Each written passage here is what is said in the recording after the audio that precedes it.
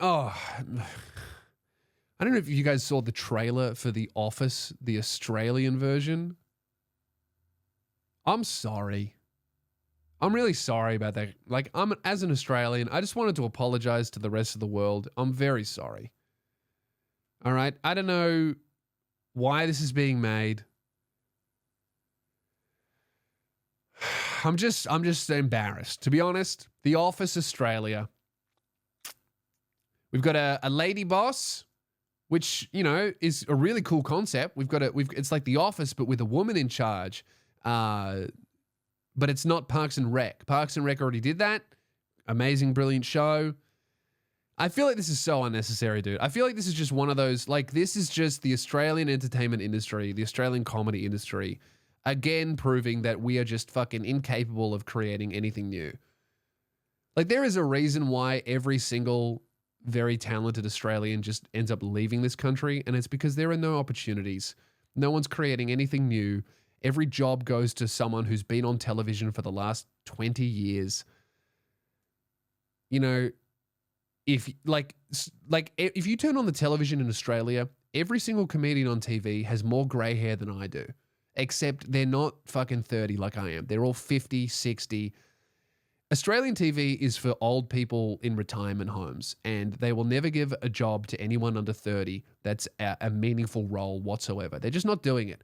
It's not going to happen because the executives are all 60, 50 plus, and the only priority that they have is not losing their job. So they don't take any risks. They don't rock the boat at all. There's nothing going on. This is television. This is radio. This is everything. I worked in radio. We got a shot. There was one person in the building that was really, really trying to push us, but no executive wanted to take a risk on new young talent. So it just went to the same old people. And they're very good, these same old people. They're very good at what they do. But fuck, I don't know how much longer you can start putting comedians that are like 55 plus on TV before the entire industry collapses. Because what's going to end up happening? What's going to end up happening is these older people, the older generation that are very talented and are very good, they're all going to retire, and then you're going to have no one with enough TV experience to replace them that is good enough because you haven't invested in new talent. And with the proliferation of the internet and with the amount of money that people can now make on the internet and with touring and with merch and Patreon and YouTube and all that kind of stuff, any Australian with any sort of talent and ability to garner an audience will just keep it for themselves, like I have, you know, building the Lewis Spears thing up instead of trying to fucking break into TV or radio or whatever, because there's just a complete dearth of creativity. I was looking at the Office trailer and the comments are just horrible. I feel sorry for the people that are in it, to be honest, because, you know, you're not going to say no to the Office reboot on Amazon Prime. It's probably a fuckload of money. And you probably sign on before you've even really seen all the scripts. You probably think, oh yeah, it's The Office. It'll be really funny. So you're probably hoping that it'll be good.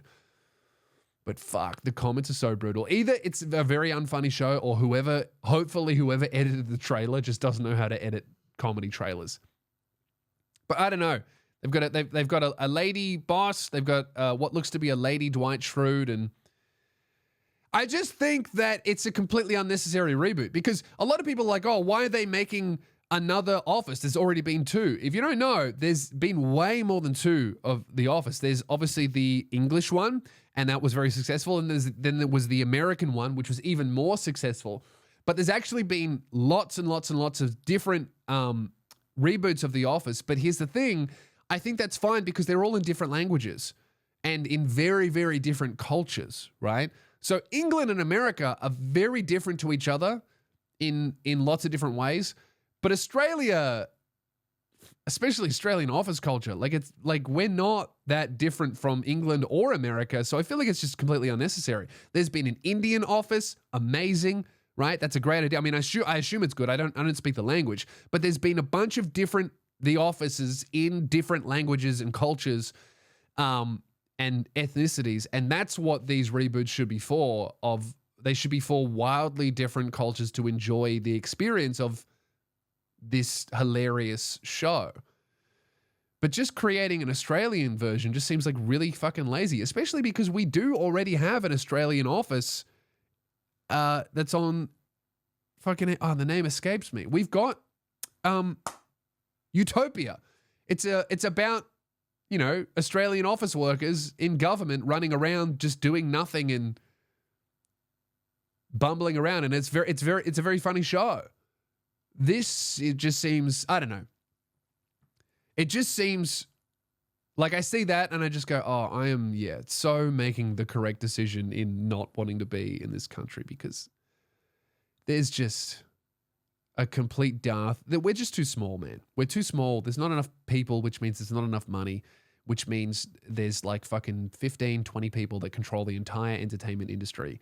And they're just giving jobs to mates and making sure that they don't take any big risk because they could get in trouble and lose their job, and all they want to do is retire with the amount of money that they've made. That's it. It just sucks, man.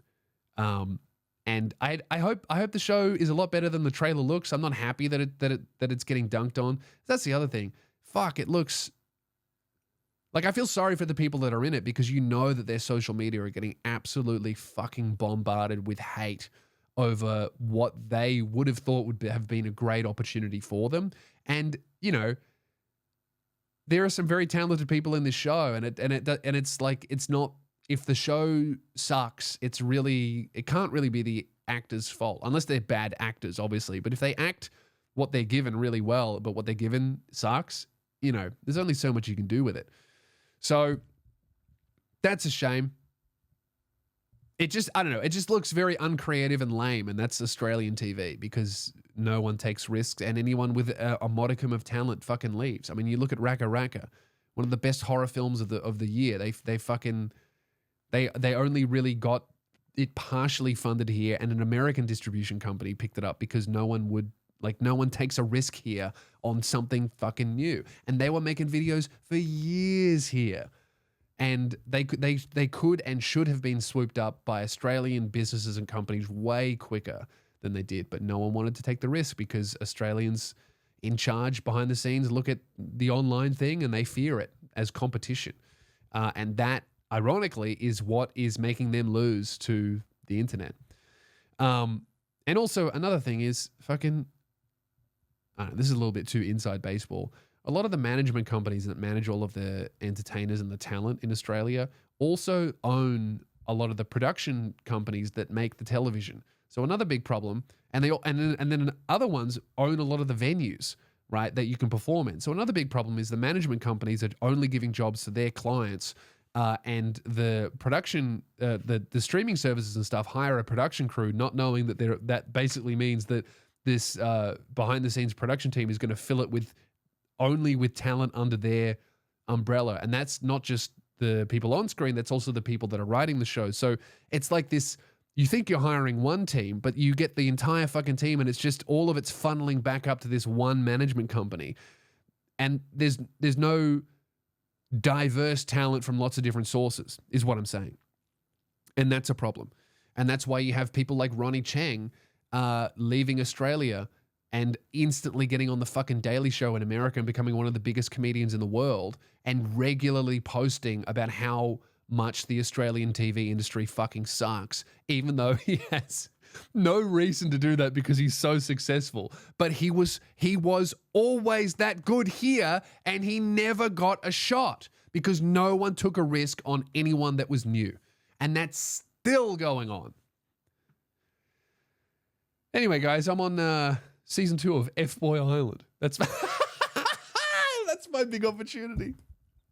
I think that I haven't watched any of the episodes. I think the last episode comes out tomorrow. Yeah, I haven't watched it either. I've watched the clips that I'm posting. Anyway, go check that out. All right.